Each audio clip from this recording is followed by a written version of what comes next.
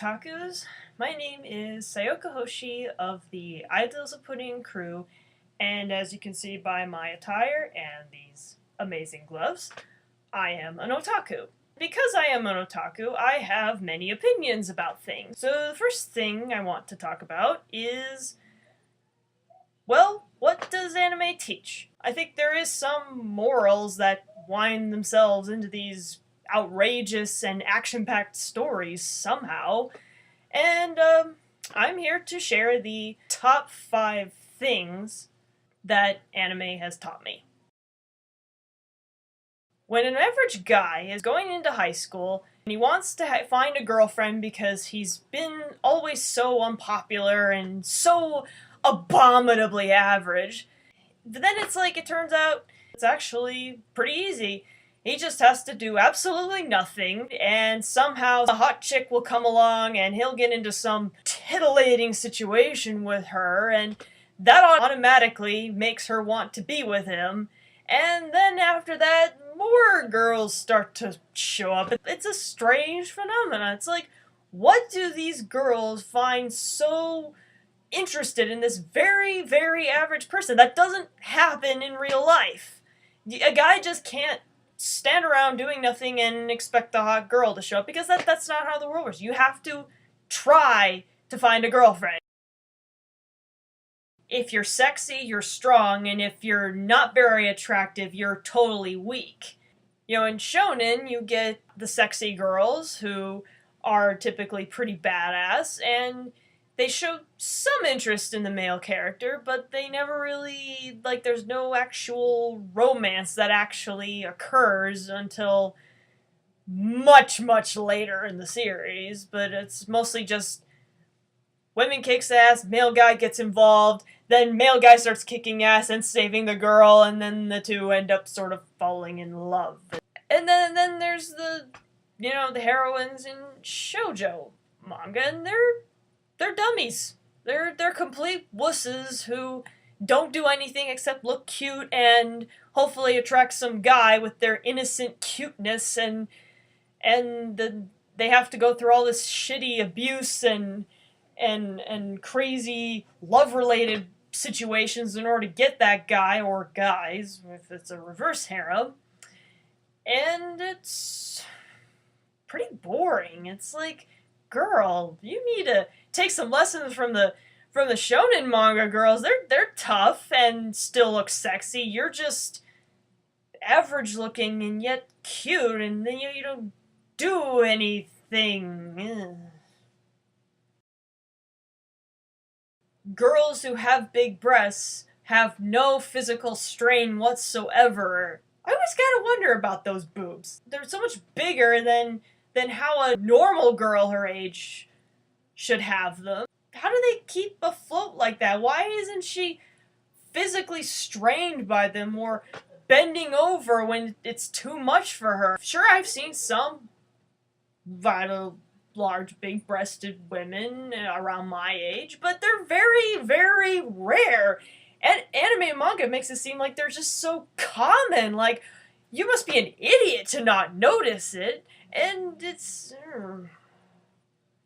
Have you ever actually seen what happens with big-breasted females? No, because you're caught up in your own sexual fantasies.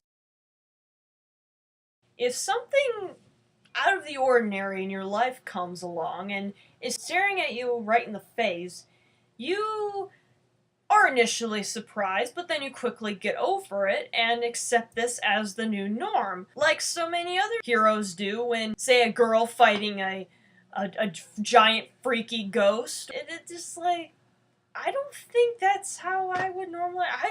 I'd freak out if it was like some sexy guy fighting a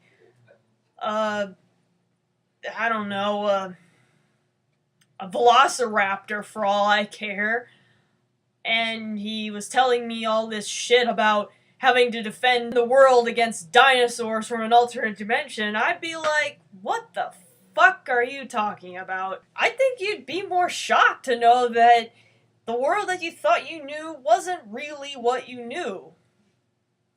So it's like, you're either really high, or there's some other strange shit that you've seen before that never comes up in the story whatsoever. It's almost like it's saying that in the world of manga, strange shit is normal. Now, of course, there may be. I have read some manga where and anime where it takes a lot of time for the character to get used to, and one of them was the anime Sea Control. He didn't know whether he just wanted to just keep making money, or he wanted to drop out, or what to do exactly. Now, that's more realistic, and as superheroes nowadays are starting to become more and more realistic and human, I think anime and manga should try to do the same thing. Real men cry. Deal with it. What's wrong about a guy crying? It happens all the time in anime and manga. If girls can cry, so can guys. And guys have emotions too. It brings up the double-edged sword of manliness. There's, the manliness of doing something kind of feminine, like crying, wearing pink, or dressing up in a very ambiguous way. Or there's drinking beer, football, and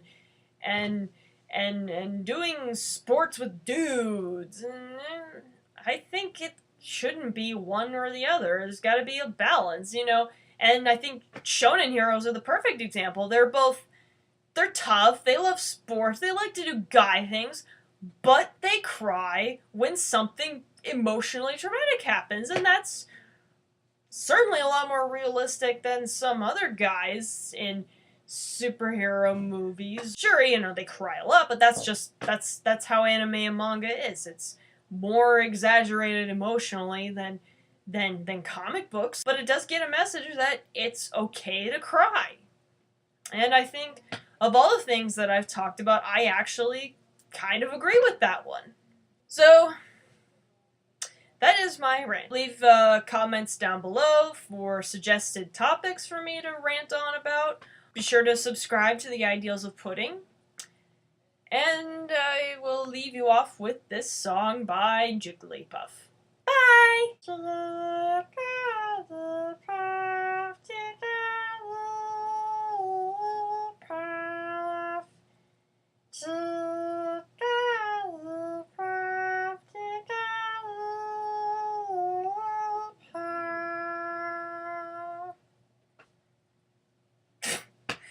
That was the best Jigglypuff voice I have ever come up with.